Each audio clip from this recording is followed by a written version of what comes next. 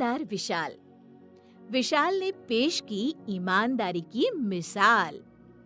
भारतवर्ष के राज्य गुजरात में सूरत एक ऐसा शहर है जिसे कपड़े के उत्पादन और हीरे तराशने का केंद्र माना जाता है।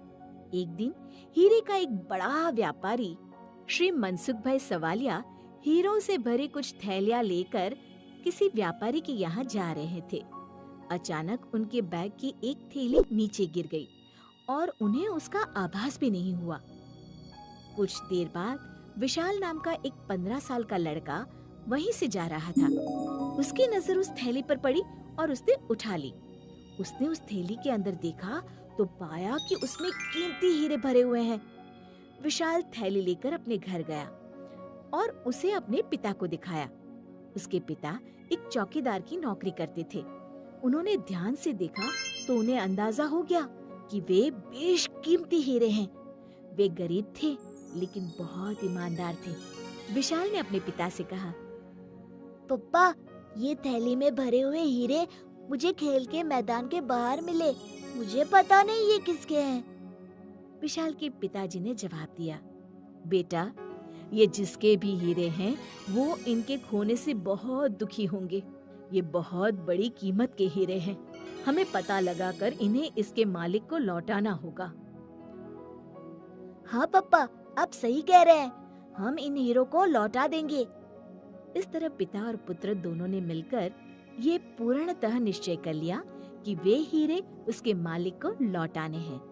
वे दोनों मिलकर वो हीरो की थैली लेकर सूरत के व्यापारी संघ के कार्यालय में पहुंचे और वहां बैठे हुए पदाधिकारियों से विशाल के पिता ने कहा, सेठ जी, ये हीरे की थैली मेरे बेटे को रास्ते में गिरी हुई मिली थी। हम इसे लौटाने आए हैं।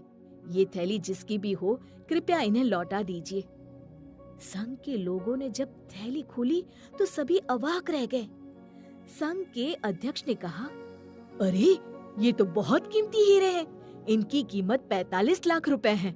आप लोगों की ईमानदारी को मैं प्रणाम करता हूँ। ईमानदारी की ऐसी मिसाल मैंने अपने जीवन में कभी नहीं देखी थी। सभी की निगाहें इन दोनों पिता पुत्र पर टिक गई थी। गरीबी भी इनकी ईमानदारी के मजबूत इरादों को नहीं डगा सकी। वे दोनों अगर चाहते तो उन हीरो को ना लौटाकर उसे बेचकर कई लाखों रुपए कमा सकते थे, लेकिन उन्होंने ऐसा नहीं किया। संघ के लोगों ने व्यापारी मनसुख भाई को भी बुला लिया। मनसुख भाई ने संघ के कार्यालय में प्रवेश करते ही उन दोनों पिता पुत्र को गले से लगा लिया और उनके सामने हाथ जोड़कर खड़े हो गए।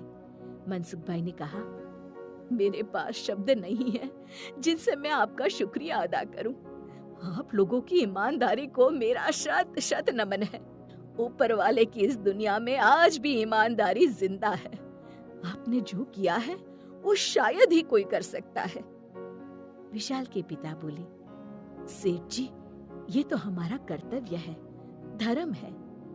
संघ के कार्यालय ने इन दोनों पिता पुत्र के सम्मान में एक भव्य कार्यक्रम का आयोजन किया और उन्हें शॉल, श्रीफल और एक विशिष्ट इनाम देकर सम्मानित किया गया। मनसुख भाई ने विशाल की पढ़ाई का पूरा जिम्मा अपने ऊपर ले लिया। सचमुच विशाल ने पेश की ईमानदारी की बड़ी मिसाल। सीख, सच्चाई और ईमानदारी मनुष्य का सबसे बड़ा गुण है। हमें सदैव सत्य बोलना चाहिए और हर काम ईमानदारी से करना चाहिए।